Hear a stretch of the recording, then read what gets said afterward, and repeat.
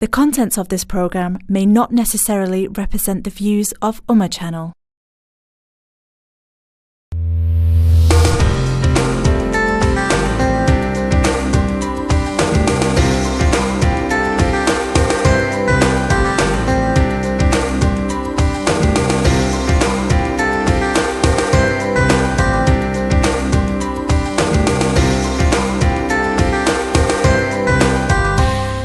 अस्सलामुअलैकुम वरहमतुल्लाहि ताला वबरकातुहु।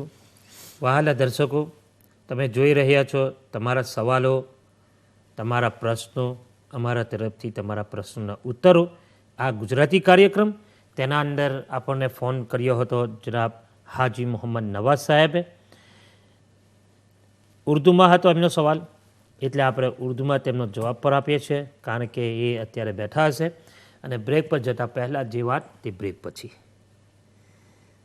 जी हज़रत, हाजी साहब पूछते हैं कि ज़कात की रकम जो माहाना निकलती है या देते हैं, तो उसमें जो हम देते हैं तो उसमें जो डिस्काउंट वगैरह या जो खर्च आता है वो भी ज़कात में शुमार किया जाता है या नहीं. इससे पहले जवाब इनायत फरमाया कि हम अहमद सुलेमान साहब का लंदन से फ़ोन ले लेते हैं, क्या कहते हैं. अस्सलाम वालेकुम रहमतुल्लाह. वालेकुम अस्सलाम मौलाना इद्रीस साहब અને મૌલાના યુનુસ મિસબાઈ સાહેબ, તમને સલામ પેશ કરું છું. વાલેકુમ અસલામ વરહમતુલ્લાહ. માશાઅલ્લાહ, આજે તમારું સ્વાગત છે આજના કાર્યક્રમમાં. જી, અને આજે તમારી જે ટોપિક છે તો એના વિશે આપણી મા બહેનો બિચારી બહુ શરમાઈને ફોન કરતા નથી, મને એવું લાગે છે.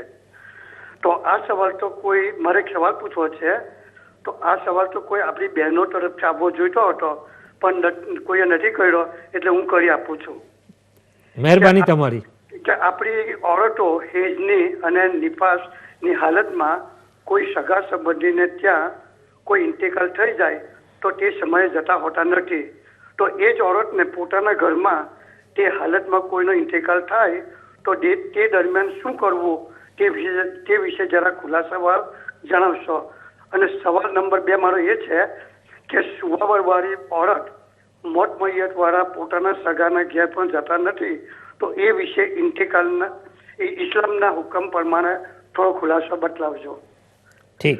માશાઅલ્લાહ, બહુ સારો પ્રોગ્રામ થઈ રહ્યો છે ને અલ્લાહ તાલા તમને આનો અજર આપે. આમીન, અલ્લાહુમ્મા આમીન. ओके, तो दुआ में याद करो. जज़ाकल्लाह खैर फिदान. अस्सलाम वालेकुम वरहमतुल्लाहि ताला वबरकातुहू. हाँ, तो जो उन्होंने सवाल किया था कि ज़कात के पहुँचाने में जो खर्च दरमियान में होते हैं उन अखराजात को भी ज़कात के साथ में शामिल किया जाए और उसको भी काउंट किया जाए या न किया जाए. तो ज़कात का माल उसका मालिक उसके लायक आदमी को, यानी जिसको मसारिफ़ ज़कात कहते हैं, यानी फ़कीर को मालिक बनाना ज़रूरी है. उसके दरमियान में उस तक ज़कात का माल पहुँचाने में दरमियान में कोई भी खर्च आएगा वो खर्च ज़कात में शामिल नहीं किया जा सकता है. इसलिए कि मालिकी जिसमें होती है, जब तक मालिकी न हो जाए वहाँ तक ज़कात अदा नहीं होती है. और ये खर्च जो वो किसी भी जगह जैसे बैंक से भेज रहे हैं और बैंक वाले को जो देना पड़ता है, तो वो पैसा फ़कीर तक तो पहुँचा नहीं है. फ़कीर की मालिकी में जो आएगा तो काउंट नहीं होगा. नहीं, जो फ़कीर की मालिकी में जाएगा उतना ही काउंट हो सकता. उसके अलावा दरमियान में कोई भी खर्च आएगा तो उसको ज़कात में शामिल नहीं किया जा सकता. सही. तो मुझे उम्मीद है कि आपने हाजी साहब समझ लिया होगा. जो भी इसका आपके पैसे पहुंचाने में खर्च आता है वो ज़कात में शुमार नहीं किया जाता, वो खर्चा आपकी पॉकेट मनी. हाजी દાઉદ સાહેબ પ્રેસ્ટનથી તમારું સ્વાગત છે આજના કાર્યક્રમમાં. જી, સલામ વાલેકુમ બંને મૌલાનાને. વાલેકુમ સલામ વરહમતુલ્લાહ. તમે મસ્જિદમાં 5 ટાઈમની નમાઝ પડતા હોય ઇમામની પાછળ,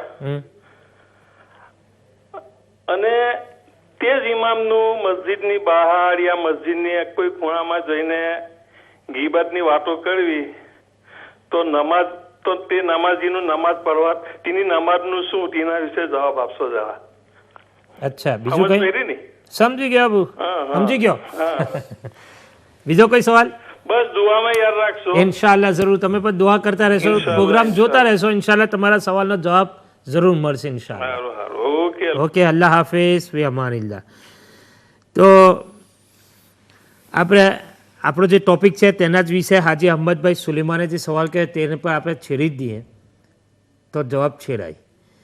હાજી સાહેબ લંડનથી જાણવા માગે છે કે હેઝ અને નિફાસવાળી ઓરત અગર તેના સગા સંબંધીઓમાં યા સ્ટ્રીટમાં મોહલ્લામાં કોઈનો ઇન્તેકાલ થઈ જાય તો તેવી ઓરત જતી નથી, તો એને જવું જોઈએ યા ના જવું જોઈએ? મેં તમને બતાવ્યું કે એ રિયલ નાપાકી નહીં, ખાલી હુકમી નાપાકી છે. એટલે જે રીતના આપણે બે વઝુ હોય એ જ પ્રમાણે નાપાકી આની અંદર પણ આવે છે. અને એટલો ફરક છે કે ભાઈ તમે પાક થઈ જાઓ ત્યારે તમારે ગુસલ કરવાનું. શરીયતે આ બધી વસ્તુથી એમને કોઈ જાતની મનાઈ નથી કરેલી. કોઈની જગ્યાએ મૈયત થાય તો ત્યાં તાઝિયત માટે એ લોકો જઈ શકે છે. ત્યાં જઈને ફાતિહા તો કુરાન શરીફ ના પડે, પણ એ સિવાય દરૂદ શરીફ કે બીજો કોઈ zikr હોય જે કુરાન શરીફની આયતોનો ના હોય તો એ બધું જ પડી શકે. કલમા શરીફ પડી શકે, દરૂદ શરીફ પડી શકે, માત્ર કુરાન શરીફ એને પોતાની જબાનથી પડવાનું નહીં, એ જ હુકમ છે. આપણી સાથે નદીમભાઈ ગ્લાસગોથી છે, આપણે એમનું સ્વાગત કરીએ છીએ. अस्सलाम वालेकुम रहमतुल्लाहि ताला वबरकातुहू. अस्सलाम वालेकुम, मैं उर्दू में बात करूंगा. अच्छा, आपको खुश आमदेद कहते हैं आज के प्रोग्राम में. हमने आपको जो है गुजराती में खुश आमदेद कह दी है मगर आप नहीं समझ पाए हैं, कोई बात नहीं. चले, मैंने दो सवाल करने. एक तो पहला ये है कि अगर किसी आदमी ने 4-5 साल से ज़कात ना दी हो और उसे सही अंदाज़ा ना हो कि उसके पास निसाब का माल कितना है तो वो ज़कात कैसे दे. अच्छा. और दूसरा सवाल ये है कि मेरा एक गैर मुस्लिम दोस्त है, वो मुसलमान होना चाहता है लेकिन उसके लिए प्रॉब्लम है. प्रॉब्लम ये है कि उसने पहले तो कई सारी किताबें शिया, सुन्नी, वहाबी, देवबंदी, मिर्ज़ई सब की पढ़ी और इसके बाद वो डिफरेंट टीवी चैनल देखता है. वो हिंदू है और उर्दू समझता है. अब वो हमसे ये सवाल करता है कि यार ये सब जितने भी चैनल हैं ये एक दूसरे के खिलाफ बातें करते हैं. वो कहता है वो सही है, वो कहता है वो सही है. उसकी समझ में ये नहीं आ रहा कि वो किसको सही समझे और किसके हाथ पे इस्लाम कबूल करे. सुभान अल्लाह. तो उसको हम क्या एडवाइस दें? हम तो उसके सामने लाजवाब हो जाते हैं. कोई बात नहीं हाजी साहब, मैं आपको इसका सीधा सा रास्ता बताता हूँ. जी जी. उसको आप ये नसीहत करें कि वो ज़्यादातर जो है ना उम्मा चैनल को देखें. जी. उम्मा चैनल इस्लाम की सही तर्जुमानी कर रहा है इंशाल्लाह और इश्क़ रसूल ही का दर्स देता है. जी जी, बेहतर. तो इंशाअल्लाह उनको बोलें कि आप उम्मा चैनल के अलावा कोई दूसरा चैनल न देखें और दूसरे उसकी तरफ न जाएं. और अगर आपको मुसलमान होना है, अगर आपने देखा होगा तो हमारे उम्मा चैनल के ज़रिए अल्हम्दुलिल्लाह कई ऐसे गैर मुस्लिम थे, उन्होंने इस्लाम कबूल किया. उम्मा चैनल के ऊपर वो दिखाया भी था. तो अगर वो आप अच्छा ही होगा अगर यहाँ आप उनको ले आएँ तो यहाँ ला करके उनको उम्मा चैनल के कैमरे के सामने उनको इस्लाम की दावत भी पेश की जाएगी. ये किस जगह पे हैं आप? ब्रैडफोर्ड ये में? ब्लैकबर्न में है. अच्छा, ब्लैकबर्न में है. जी. कभी अगर ऐसा हो तो इधर तशरीफ़ ले आएँ, अगर आपका कोई काम हो, कोई रिश्तेदार वगैरह हो, मुलाकात हो तो इस घर से इस बहाने तशरीफ़ ले आएँ तो बड़ी नवाजिश होगी. इंशाल्लाह आपके लिए एहतमाम किया जाएगा. और जो नंबर है उस नंबर के ऊपर आप अपना आने से पहले सारा तारुफ भी करवा दें, पता भी दे दें, तो इंशाल्लाह ताला आपसे रब्ता भी किया जाएगा जो वक्त मुनासिब होगा.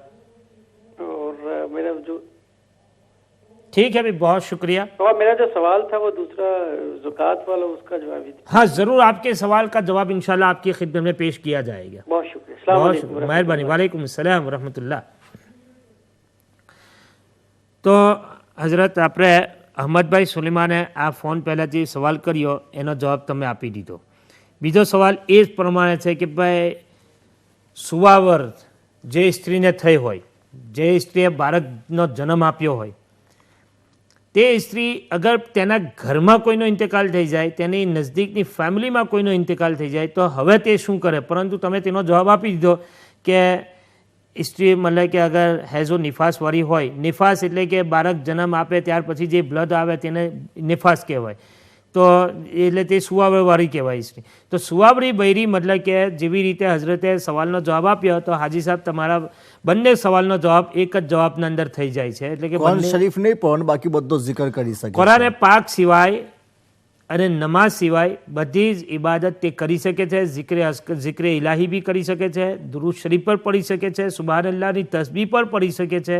ખાલી એટલું છે કે તે ઓરત કુરાન નથી પઢી શકતી, કુરાન પકડી શકતી નથી અને નમાઝ નથી પઢી શકતી. તો મને આશા છે કે તમે આ સવાલનો જવાબ સારી રીતે સમજી ગયા હશો. એની સાથે નદીમભાઈએ ગ્લાસગોથી આપણને જે સવાલ પૂછે તેના વિશે પણ બતાવી આપું. પહેલાં તો આપણે જનાબ દાઉદભાઈ પ્રેસ્ટનથી જે સવાલ કર્યો તેનો જવાબ પણ આપણે આપી દઈએ એમને, તાકે એ પણ બેઠા હશે, અને ત્યાર પછી નદીમભાઈનો સવાલ આપણે ચર્ચા કરીએ તો એ વધારે બહેતર રહેશે. દાઉદભાઈ પૂછે છે કે કોઈ માણસ મસ્જિદના ઇમામની પાછળ 5 ટાઈમની નમાઝ 5 જમાતની સાથે પડે છે અને 5 નમાઝ પડ્યા પછી પણ તે મસ્જિદમાં કોઈ ખૂણામાં યા બહાર, મસ્જિદની બહાર યા સ્ટ્રીટમાં ગમે તે 4-5 ભેગા થાય તે ઇમામની ગીબત કરે, બુરાઈ તેની શરૂ કરે, તો શું તેરી નમાઝ? ગીબત કરવી કોઈ પણ મુસલમાનની હોય હરામ છે ઇસ્લામમાં, અને તો કુરાન શરીફથી સાબિત છે કે લા યગતબ બાદુકુમ બાદા, કે એકબીજાની ગીબત ના કરો. એટલે ગીબત તો કુરાનથી હરામ છે. હવે પછી એ ગીબત એના સગીરા ગુનાહમાં હોય કે કબીરા ગુનાહમાં હોય, બધાને હરામ છે. પણ જો એ ગીબત કરવાવાળો એ ઇમામના ગુનાહે કબીરાને ગણાવતો હોય કે જેને લઈને એ ફાસિક બની જાય, તો પછી એ ઇમામને જ્યારે પોતે ફાસિક સમજી રહેલો છે તો એ ફાસિકની પાછળ જો નમાઝ પડતો હોય તો એની નમાઝ મકરૂહે તહરીમી છે. તો બુરાઈ કરવાવાળાની નમાઝ મકરૂહે તહરીમી થઈ મકરૂહે તહરીમી થઈ ગઈ, તહરીમી એટલે એને ના જ પડવામાં બહેતર છે. હા, તો મને આશા છે કે દાઉદભાઈ તમે સમજી ગયા છો કે જે ઇમામની પાછળ નમાઝ પડતા હોય ને ઇમામની બુરાઈ કરીને ઇમામના બુરાઈના અંદર ગુનાહી કબીરાને, તો એ બહેતર છે કે એ ઇમામની પાછળ એની નમાઝ ન જ થઈ. હવે તે નમાઝ મકરૂહ તહરીમી વાજિબુલ યાદ, એટલે તેને નમાઝ દોડાવવી પડશે. તો એની પર આપણે ચર્ચા કરીશું, પરંતુ આપણી સાથે વલીભાઈ પ્રેસ્ટનથી મોજૂદ છે, એમનો આપણે સવાલ લઈએ. અસ્સલામુ અલૈકુમ વરહમતુલ્લાહિ તાલા વબરકાતુહુ. વાલેકુમ અસ્સલામ વરહમતુલ્લાહ. આજના કાર્યક્રમમાં તમારું સ્વાગત છે, અને સવાલ હોય તો બતાવી આપો. અમારો સવાલ એ છે કે હાફિઝ સાબિતી સાહેબ, તમે અત્યારે ચેનલ પર એવું કહ્યું કે ઉમ્મા ચેનલ જે ભાઈ મુસ્લિમ બનવાનું કહે છે કે તમે જોયા કરો, બીજી બધી ચેનલો ના જોવો, તો એવી ચેનલો તમે નૂર ટીવી પણ જોઈએ છે.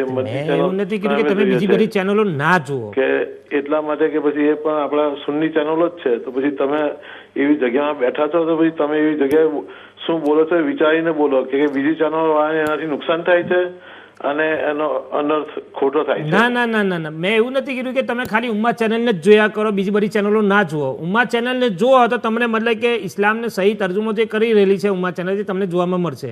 બીજી બધી ચેનલો પણ છે, મદની ચેનલ છે, નૂર ટીવી છે, બીજી બધી ચેનલો પણ છે, એને કંઈ જોવાનો કોઈનો ઇનકાર નથી. તો દરેક માણસ પોતાની મરજી પ્રમાણે જોઈ શકે છે. હા, એટલે કે તમે એવી જગ્યામાં બેઠા છો અને તમે એ ટાઈમના સવાલ. શુક્રિયા, તમે મારી ઇસ્લાહ કરવાની કોશિશ કરી. અલ્લાહ પાક તમને જઝાએ ખૈર અતા ફરમાવે.